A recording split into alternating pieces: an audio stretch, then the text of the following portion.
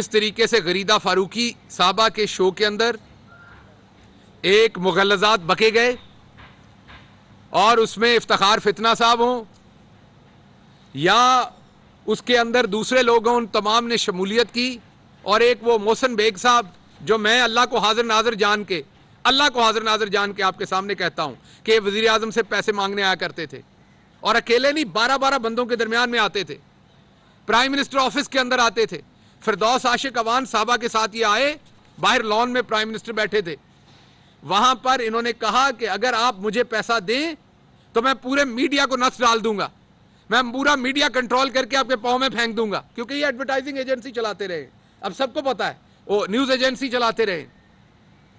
तो ये वो शख्स है जिन्होंने हर सूरत की कोशिश की कि पहले इन्हें एड्स के पैसे मिले।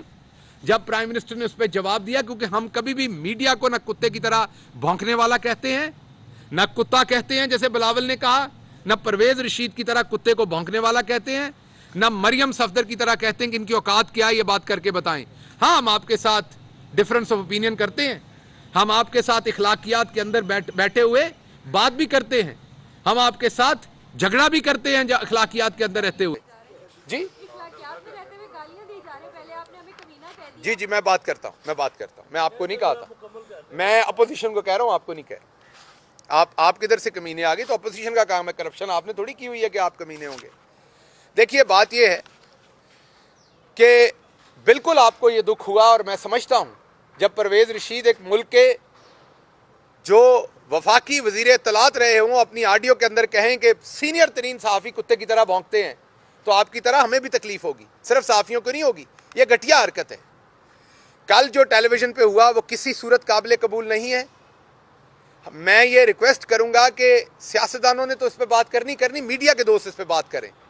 ये मीडिया को और सहाफ़त को रिफ्लेक्ट नहीं करता ये वाला एटीट्यूड। जो कल हुआ वो एक सही सहाफ़ी कभी भी नहीं कर सकता। तो इसके ऊपर हम पैमरा से भी रिक्वेस्ट करेंगे कि एक्शन लें, सहाफ़ी बरादरी से भी, प्रेस क्लब से भी, सहाफ़ियों की तमाम तंजीमों से हम कहेंगे। और मोहसिन बेग साहब सिर्फ मेरे एक सवाल का जवाब दें कि क्या वो वज़ीर आज़म के पास नहीं आए थे कि रशियन कंपनी को डील दें, भले वो महंगी डील है। दूसरा सवाल है कि क्या वो उसमें से कमीशन नहीं बना रहे थे। तीसरा सवाल है कि क्या जब उन्हें इनकार हो गया तो उसके बाद वो दुश्मन नहीं बन गए। तो अगर इमरान खान इतने बुरे थे तो आज से साल, 1.5 साल पहले, 2 साल पहले वो क्या लेने आते थे प्राइम मिनिस्टर हाउस में, क्या लेने आते थे प्राइम मिनिस्टर से। आपने देखा कि किस तरीके से वो सारे लोग जिन्होंने एक दूसरे के पेट फाड़ने थे, उन्होंने एक दूसरे के साथ कंधे से कंधा मिला के इस बात का ऐलान किया कि वो बहुत जल्द तहरीक अदम एतमाद लाने की कोशिश करेंगे ताकि इमरान खान की हुकूमत गिराई जा सके। ये वो तमाम लोग हैं जिन्होंने एक दूसरे के साथ ये वादा किया था, वो मिसाक जमहूरियत हो उसमें मिलकर लूटने का वादा किया था। उससे पहले एक दूसरे को करप्ट कहा था, एक दूसरे का पेट फाड़ना था, एक दूसरे को सड़कों पे घसीटना था। ये सब कुछ होना था, लेकिन फिर इमरान खान आ गया। जब इमरान खान आया तो सबको इकट्ठे होना पड़ गया। वजह इकट्ठे होने की क्या है कि इन्हें पता है कि ये अकेले अकेले क्या 2 या 3 मिलके भी इमरान खान का मुकाबला नहीं कर सकते।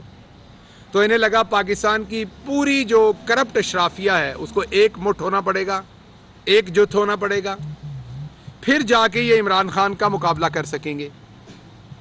तो इसलिए आपने अभी देखा होगा कि ये तमाम लोग इकट्ठे हो गए हैं एक प्लेटफॉर्म के ऊपर।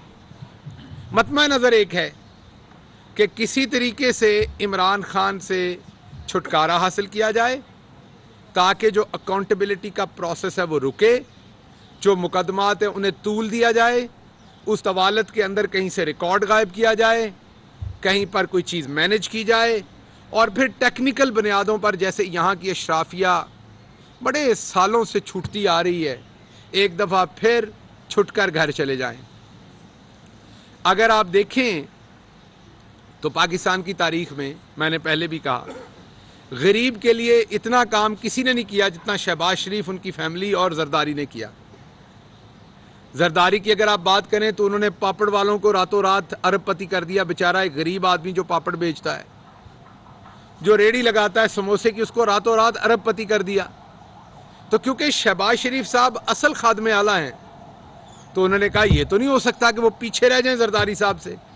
तो जैसे ही उन्हें बारी मिली 2008 और 13 के दरमियान में जरदारी साहब ने पापड़ वाले को अमीर किया, गरीब आदमी को अरबपति किया।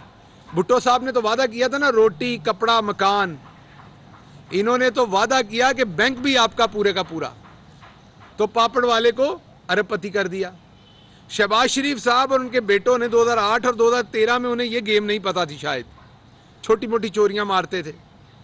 उन्हें कहा ये असल काम ये कि गरीब को अमीर करो। फिर उन्होंने एक गरीब ढूंढा